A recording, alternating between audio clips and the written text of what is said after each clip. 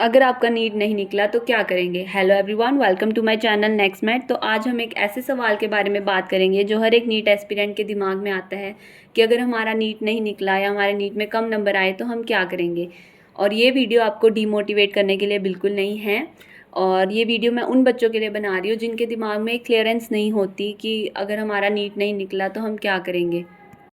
और गाइस, जैसे कि आपको पता है कि हर साल 15-16 लाख नीट एस्पिरेंट्स पेपर देते हैं, पर इस साल तो 2 बारी पोर्टल खुला है तो बहुत ज़्यादा एस्पिरेंट्स होंगे और कंपटीशन उतना ही हाई होगा और सीट्स बहुत कम। आज मैं आपको बेस्ट अपॉर्चुनिटीज़ बताऊंगी कि अगर आप मेडिकल फील्ड में ही रहना चाहते हो, अगर आपका एमबीबीएस में नहीं हो पाता तो आपको डीमोटिवेट होने की बिल्कुल भी ज़रूरत नहीं है। Always keep a plan B. और ऐसा बिल्कुल नहीं है कि सिर्फ एमबीबीएस में ही आपको अच्छी पे या फिर इज़्ज़त मिलती है। ऐसे बहुत सारे अदर ऑप्शंस भी हैं मेडिकल फील्ड के रिलेटेड ही, जहाँ पे आपको बहुत अच्छी पे और बहुत इज़्ज़त मिलती है। So let's start. ये कुछ ऑप्शंस हैं जो आप ऑप्ट कर सकते हो अगर आपका नीट नहीं क्लियर होता। ये मैं अपनी स्क्रीन पे डिस्प्ले कर रही हूँ। हम हर एक ऑप्शन को सीरियल वाइज डिस्कस करेंगे।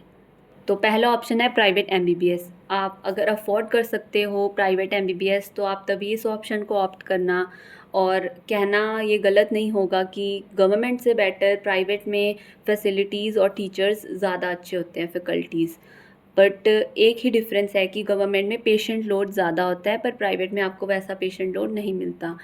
और सेकंड ऑप्शन आ जाता है कि एमबीबीएस इन अब्रॉड। और ये थोड़ा कंट्रोवर्शियल है तो मैं इस पे थोड़ी बात नहीं करूँगी, ये पर्सनल चॉइस है। और वैसे भी गाइस आपको पता ही है कि अब्रॉड और हमारे इंडिया का सेम एग्ज़ाम होना शुरू हो चुका है जो कि नेक्स्ट है। तो फॉरेन और इंडियन ग्रेजुएट्स का लेवल बिल्कुल सेम हो जाएगा। अगला ऑप्शन आता है बीडीएस। बीडीएस वही ऑप्ट करें जो कि ऑपरेशन वगैरह करने में इंटरेस्टेड हो, माउथ रिलेटेड और टीथ रिलेटेड सर्जरीज मेनली करने में इंटरेस्टेड हों। और बीडीएस में बहुत कम जॉब अपॉर्चुनिटीज़ हैं क्योंकि बहुत सारे लोग बीडीएस कर चुके हैं और बहुत सारे बीडीएस डॉक्टर्स हैं, बट जॉब्स बहुत ही कम हैं, जॉब्स बिल्कुल नेग्लिजिबल हैं। और अगर आपको एक अच्छी जॉब चाहिए after BDS then you have to do MD और एमबीए इन हॉस्पिटल मैनेजमेंट। और normal BDS if you have done then your pay is around 20,000 to 30,000। पर अगर आपका खुद का क्लिनिक है और बहुत सारा पेशेंट लोड है और कंपटीशन कम है then you can even earn 60,000 to 80,000। और अगर आपके क्लिनिक्स पे प्रॉपर इंस्ट्रूमेंट्स अवेलेबल हैं। तो guys BDS is not a dark option, I would say it is a better option क्योंकि MBBS, BMS, BHMS ये सारी ऐसी ब्रांचेज है जो आपस में कंपटीशन करती हैं, but BDS is something different. अगली ऑप्शन आती है BAMS। तो जैसे कि गाइज आप जानते हैं कि आजकल के लोग एलोपैथिक ट्रीटमेंट से ज़्यादा नेचुरल तरीके से हील होना पसंद करते हैं। और BMS जैसी ब्रांच को तो इंडियन गवर्नमेंट भी प्रमोट करती है।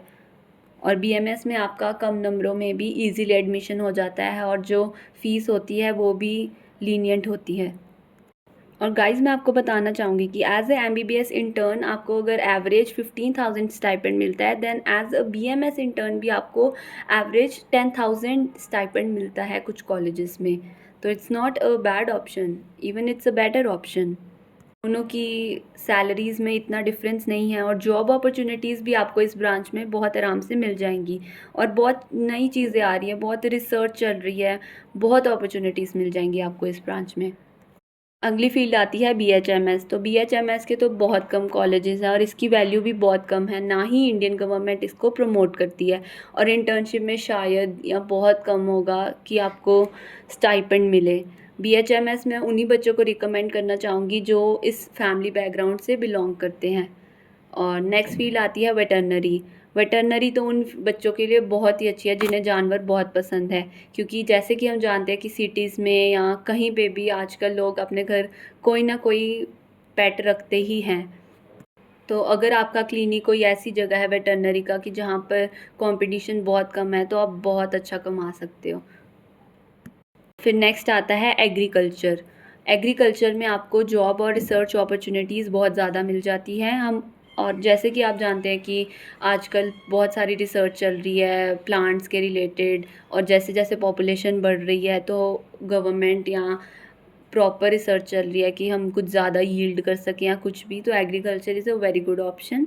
अगर आप एमबीबीएस डॉक्टर ही बनना चाहते हो और आप अपना साल नहीं वेस्ट करना चाहते, तो आप इनमें से कोई भी फील्ड को चूज़ कर सकते हो, ऑप्ट कर सकते हो और दोबारा नीट की तैयारी करके नीट दे सकते हो। एक तरफ आपका साल भी सिक्योर हो जाएगा और आपका अगर किस्मत अच्छी हुई तो आप दोबारा एमबीबीएस निकाल सकते हो। ऐसे बहुत सारी एग्जांपल्स हैं जो लोग ये करते हैं।